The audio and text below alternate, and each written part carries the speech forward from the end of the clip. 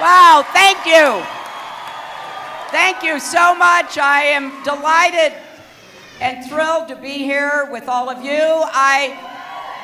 I want to say hello to the overflow crowd who couldn't get in. We're going to have to look for some bigger spaces when we come here to Colorado. But I do want to say that I actually really like fire marshals.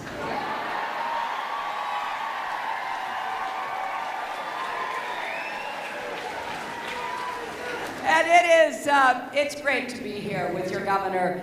I am such a fan of Governor Hickenlooper for a lot of reasons, but one of the main reasons is because he does understand how we can create more jobs.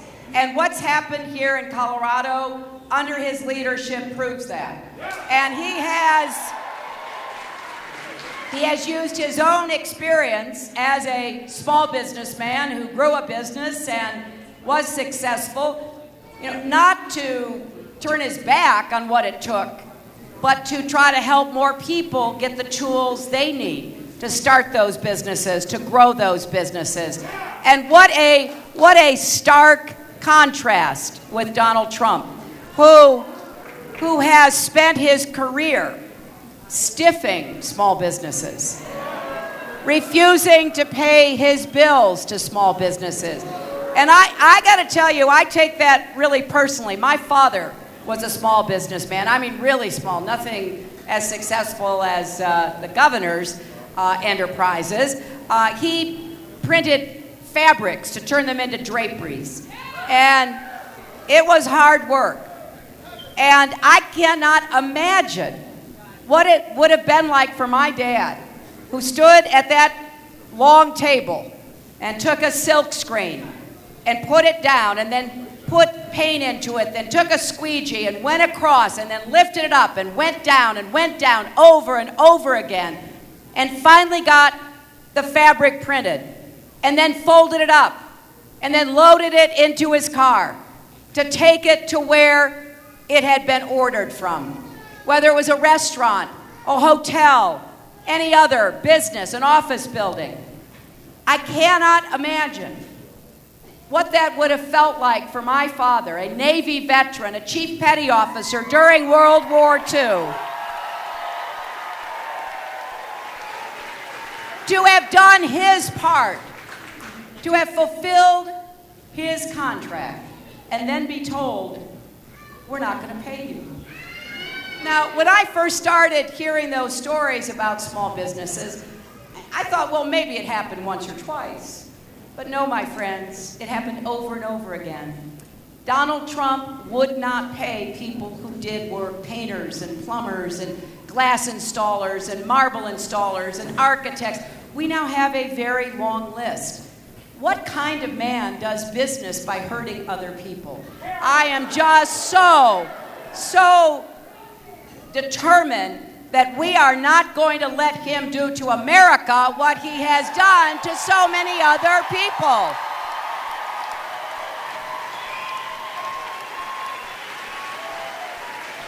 I want to also recognize your Congressman Ed Perlmutter. Thank you, Ed, for being here. I want to thank your principal of this great high school, Principal Thompson. Thank you. And I want to thank a great man from Colorado, someone I had the distinct honor of serving with in the United States Senate and then serving with in the Obama administration. And that is Ken Salazar.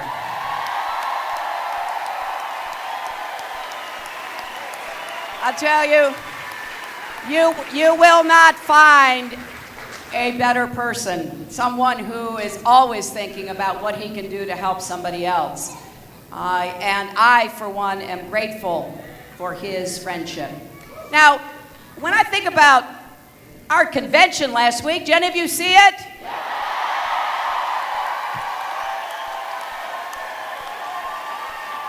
Well, what we tried to do was to make clear that we're not satisfied with where we are in the country, but we think we know how to make progress together.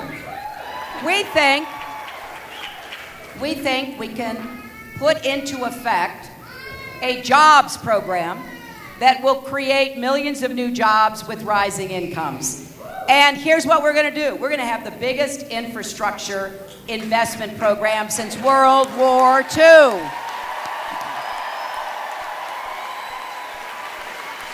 And if you look, our roads, our bridges, our tunnels, our ports, our airports, our water systems, they're all in need. They all should be repaired. We have people who are driving long distances and spending hundreds and hundreds of dollars every year because of problems with the potholes or with the lack of maintenance. We have people scared about the bridges in their counties. They don't have much choice, but they shouldn't have to worry about whether they can get across or not.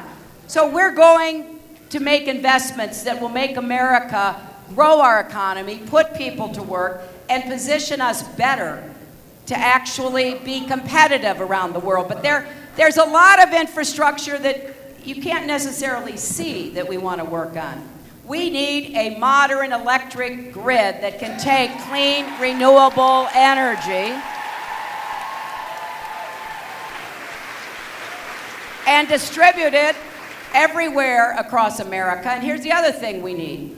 We need to connect every community, no matter how isolated, how rural, how inner city poor, no matter where it is.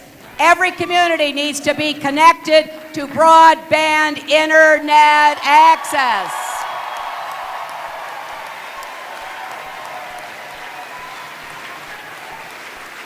This is a competitive issue. How are we going to help small businesses that don't have access? When I was in Pennsylvania a few days ago, and I said that, I had a man tell me afterwards, he said, well, you have no idea how bad it is in rural parts of Pennsylvania. We still have dial-up.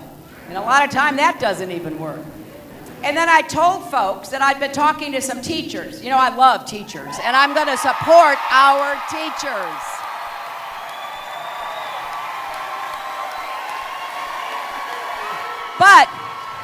But here is what the teachers told me. They said there had recently been a national survey asking teachers about, different things they do in the classroom and the like. And 70% of teachers said that they assign homework to their students that requires the students to go on the internet. Now, I think that's great because we want our kids to be ready for the jobs of the future, and that means they've got to understand how to learn and find information. But here's the rub. 5 million kids in America don't have access to internet in their homes. So you know what? We are leaving those kids behind while they're still in elementary and secondary schools. That is wrong. We're going to make sure America, which invented the internet, is the most connected country in the world.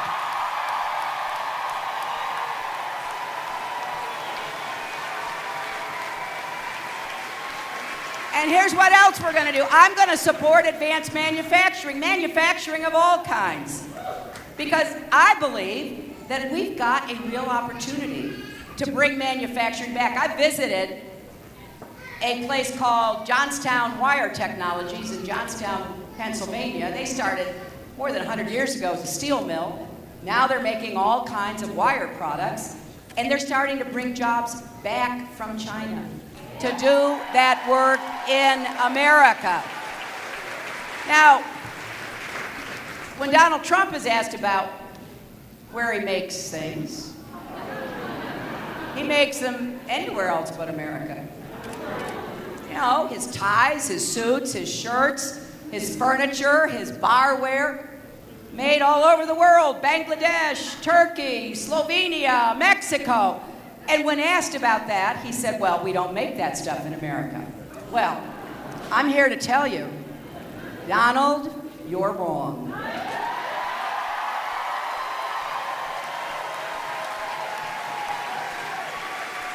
And here's how I know. I know he's wrong because I've been collecting information and visiting places that actually do make these things in America. just today, I went to the Naughty Tie Company. And I met folks living right here in Denver who were making ties and scarves. I hope you like this one because I got it at Naughty just a few hours ago.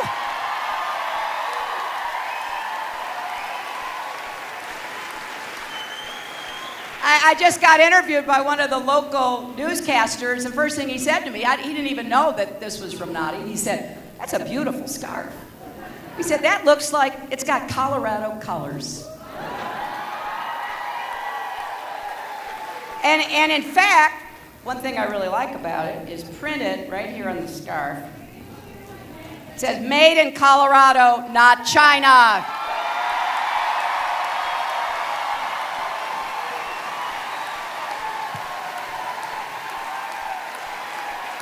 So I got so into this that we now have a website, went public today, called hillaryclinton.com/makeithere. And you can go on the website and you can see about 100 places around America where Donald could have made ties, shirts, suits, furniture, barware, right here in America. And I hope that more people will start making things here in America again. So we are going to work to grow the economy. And I look often at Denver and Colorado as examples. And it's another one of the reasons why I admire your governor. The transit system in Denver, combined with the new airport, connecting not only Denver to the airport, but other places in the region, is growing this economy. And very importantly, it's attracting a lot of young people who want to be able to quickly move from work to home to entertainment and everything else. So we see this happening in lots of places. And so when people say to me, "Hey, we can't do that in America," I said, "I don't know which America you've been looking at."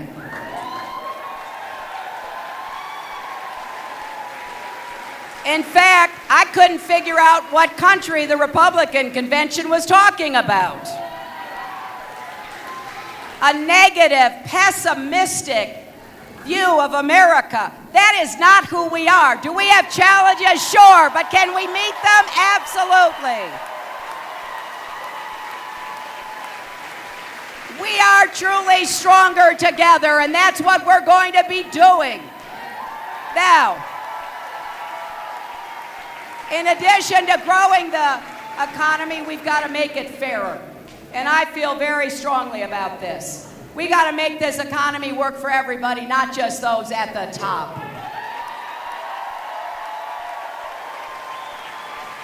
So we are going to make these investments. We are going to invest more in education, starting with preschool education. We are going to train 50,000 teachers so that they can teach computer science in junior high and high school. We are going to make college debt-free so that everybody can afford to go.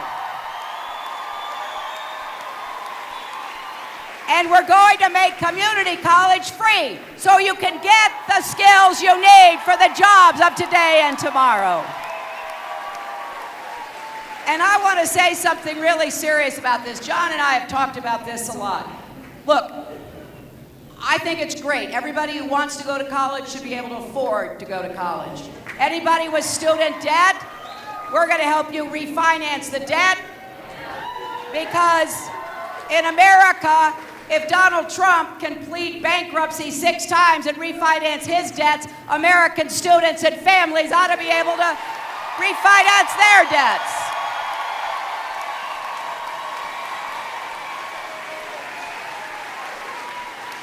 But my friends, I do not believe that a 4-year college Education is the only path that we should have to a good job with a rising standard of living. That's why I want more technical education back in our high schools. That's why I want more apprenticeship programs and business and unions. I get very excited about this because there are more than 1 million jobs right now waiting to be filled by machinists and tool and die makers, by people with real skills, coders, who can get a good job. When I was at Johnstown Wire Technology, it's a unionized plant. The U.S. Steel workers represent that plant's workers. And they get some people already trained, and then the union and management train others. And the average salary is over $70,000 a year. We are also going to raise the national minimum wage because no one who works full-time should still be living in poverty.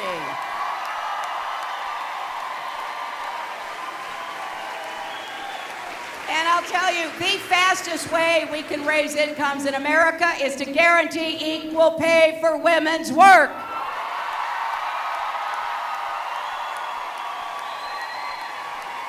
And you know, I'm encouraged. When I started talking about this more than a year ago, I could see kind of quizzical looks out in the audience. And then I realized, you know, I got to explain. This is not just a woman's issue. If you have a working mother, wife, daughter, or sister, it's your issue.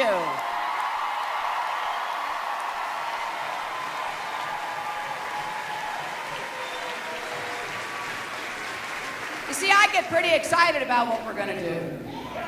I believe with all my heart that America's best years are still ahead of us.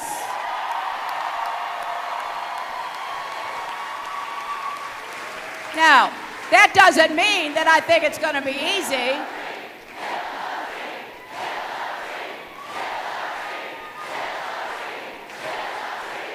You know,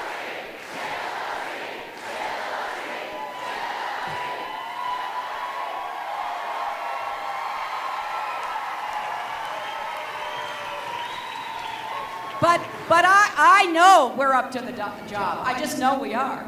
I have no doubt about that. And we're also up to the responsibility of leading the world toward peace and prosperity as well. There is no doubt in my mind that Donald Trump is unqualified to be president and unfit to be commander-in-chief.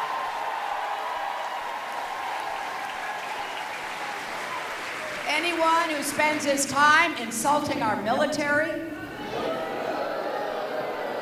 demeaning the service of our POWs and our fallen soldiers, insulting Gold Star families. This is not someone who understands the honor, the duty of serving America. I am so grateful to every single person who's ever put on the uniform of the United States military.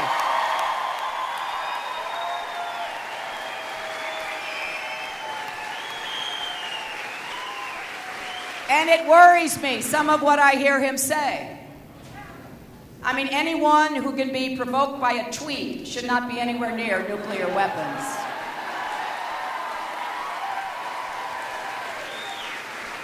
And I want to say a special word about something that's important here in Colorado. It's important in the West.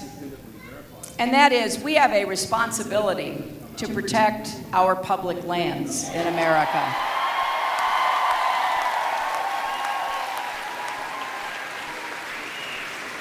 The outdoor economy, the recreational economy, is so important to so many places here in Colorado and elsewhere throughout the West. And I couldn't believe that, Trump has basically gone along with what they put into the Republican platform that would disrupt and take back public lands that are really held in trust for all of us. So I want you to know, as president, I will defend and protect America's public lands and our conservation.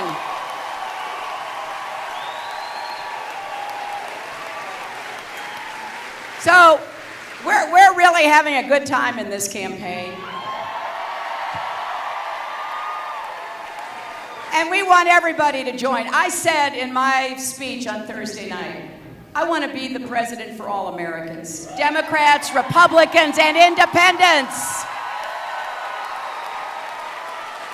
I want to work for the struggling, the striving, and the successful. I want more people to be lifted up, to follow their own dreams. So here's what I hope you will do. I hope you will join our campaign.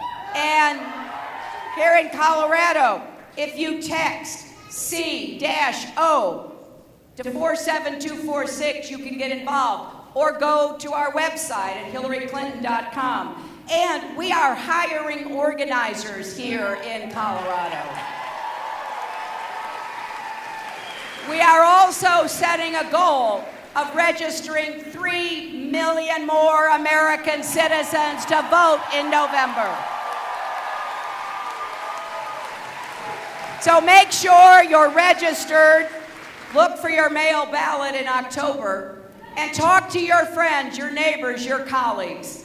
I believe that we are at a crossroads election. I've laid out the best I could, the specific plans and ideas that I want to pursue as your president, because you know I have this old-fashioned idea. When you run for president, you got to tell people what you want to do as their president.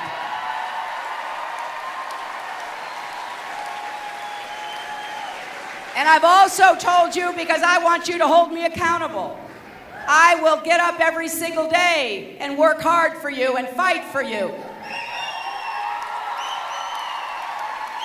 And I will fight to preserve our rights, whether they are civil rights or human rights or women's rights or gay rights or voters' rights or workers' rights.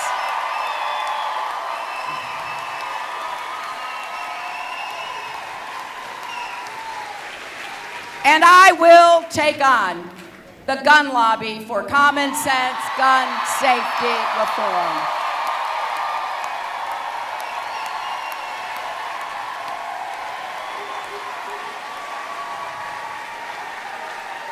One of the things I said Thursday night, which I will repeat here, because I want you to know this. I do not want to repeal the Second Amendment. I do not want to take anyone's gun away. I just don't want you to get shot by somebody who shouldn't have a gun in the first place.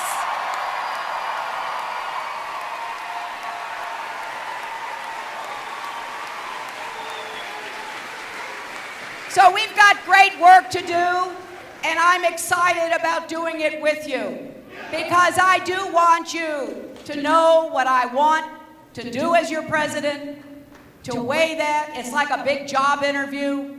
You're hearing from two people that you might hire.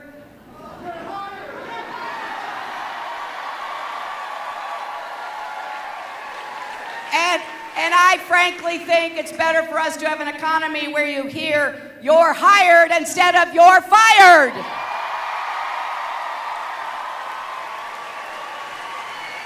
So Colorado, let's get to work.